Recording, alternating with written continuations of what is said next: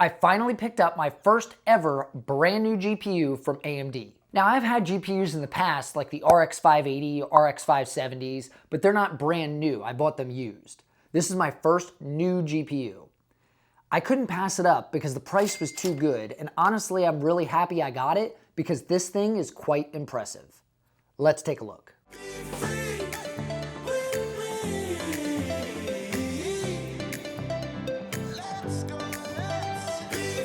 Hello and welcome to Danny's Tech Channel. I'm Danny, and I've been curious for quite some time now about AMD's Radeon 6000 GPUs. But I couldn't justify spending the money to buy one for myself because I know that NVIDIA is more popular with basically everyone. This is apparent in the Steam hardware survey that lists a percentage of what each user has in their system. NVIDIA occupies the top 16 slots for GPUs. I was astounded to find out that 21% of people are running a GTX 1650 or below. I think it's time to upgrade.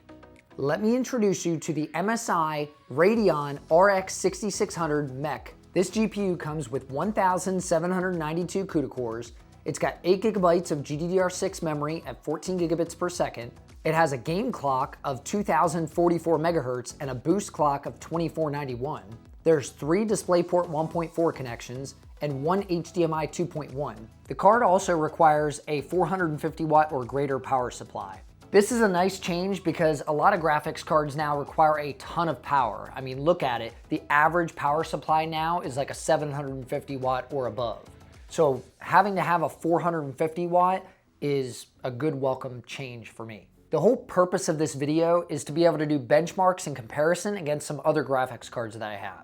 Because when I pick up these GPUs, I'm curious, like, how does this perform in relation to other things on the market in its price range? So benchmarks and performance are always important versus its competition. Let's talk about that performance right now. I tested 4 different games at 1080p resolution because that's really what these cards are aimed at. The tests were run on max quality presets and the results are a 3-run average. I have the test bench specs listed at the top of each chart. The 2 cards I ran up against the Radeon GPU are the RTX 3060 and 3050 from NVIDIA. The 3060 is the Asus Tough Edition, and the 3050 is the EVGA XC Black. The first game I tested was my favorite, Apex Legends. The 6600 achieved 170 FPS average, while the 3060 only achieved 159 average, and the 3050 was down at the bottom with 111.2. You can see the 1% lows also. So for a cheaper cost than the RTX 3050, the 6600 beats it by about 24%. Next game up is Call of Duty Modern Warfare Warzone. The RX 6600 achieved 145.1 FPS average, the RTX 3060 achieved 120.2, and the RTX 3050 came in at 102.7. Once again, the RX 6600 beats both the other NVIDIA cards at a cheaper price point, which I'll talk about in a second. Don't worry about that 1% lows, the game still felt smooth as anything. Next game was Forza Horizon 5. The RX 6600 achieved 88 FPS average, while the 3060 achieved 69.3, and the RTX 3050 came down to 68.7. The 3060 and the 3050 were pretty much the same thing. They were both beaten by the 6600 by about 25%. The last game was Red Dead Redemption 2. The RX 6600 achieved 62.5 FPS average. Now here's the only game that the RX 6600 did not beat the 3060. The 3060 achieved 70.4 FPS average, and the 3050 achieved 50.7. That's really impressive gaming benchmarks. I honestly didn't expect the 6600 to be able to compete with the 3060 like that. I thought because of its price point, it was more on par with the 3050, but it turns out it's on par, if not better than the 3060 at $100 less. I also threw in productivity benchmarking because everybody knows NVIDIA favors productivity over AMD. The results are as I would expect. The RX 6600 achieved 532.2 in the monster render, 242.7 for the junk shop, and 229 for classroom. You can see below, even the RTX 3050 pretty much destroys the 6600 for productivity. And the 3060 is leaps and bounds beyond the 6600. So when it comes to productivity, NVIDIA still takes the crown. Let's talk temperatures. I know it's not really that important considering the cards are gonna change based on the cooler and everything like that, but I was just curious as to how hot this thing gets versus its competitors. I mean, the 3050 is nice and tiny, so they're pretty close to the same. The RX 6600 max temp that was achieved in gaming during all 4 games was 49 degrees Celsius. The RTX 3060s was 55 degrees Celsius. So even though the 3060 has a bigger cooler, it got hotter than the 6600. I mean, this cooler is gigantic. Like, this card is heavy and it's beefy. You would expect that the cooling is good just because it's 3 fans and it's massive. This cooler did even better than this one. I don't know if it's a more efficient card because it requires less power or what, but it beat the 3060 in performance. It did it at a lower temperature. The 3050's max temp was 67 degrees Celsius. Obviously that's expected. The 3050 is the smallest card, the smallest cooler here. I would kind of expect that to be the results of this test. As I said, it all boils down to the cooler, but of course the more efficient card doesn't need an over-engineered cooler like some other ones.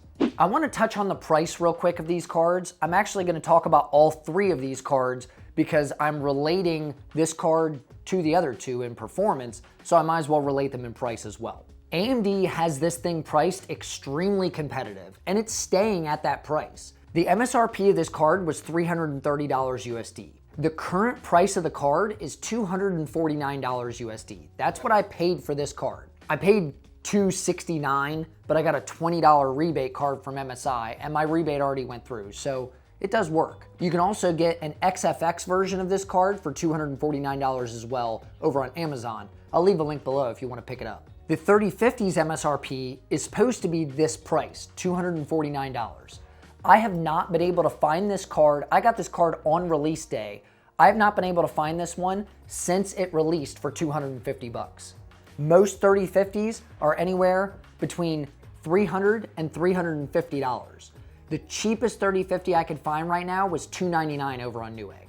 The 3060 is a whole different beast entirely. The MSRP is $329. However, the cheapest one I could find right now is $379. And that's a price drop of $50 over the past couple months. So prices are coming down for the RTX cards, but they're still not anywhere near what AMD is selling this thing for. Until they reach that point, I don't think they're a good buy, especially because this thing beats it in performance. Between the lower cost and the superior gaming performance to its competitors, I think that AMD has a great card on its hands, especially in the budget category. Also, I want to touch real quick.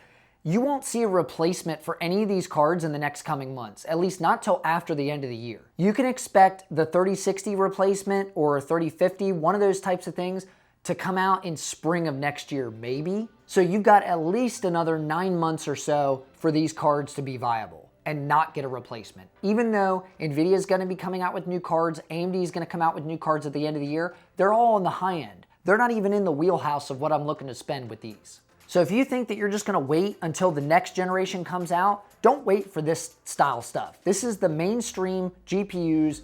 Don't wait, just buy it. Because the price is good right now, especially on the AMD card. These cards are coming down, but they're not anywhere close to this. I wanted to buy this thing for myself to be able to see from my firsthand experience that the gaming performance is either on par and actually better than what NVIDIA offers in the same price point, but it's not the same price point because they're more expensive. Do you understand what I'm trying to get at here? They're cheaper, they have better performance. The only difference is the workstation performance is better on these cards. So if you don't need that, if you're just building a gaming PC, here's your choice. It's a no-brainer. The RX 6600 allows you to play any title at 1080p with ease. I ran the testing at max settings to see the worst case scenario when it comes to frame rates.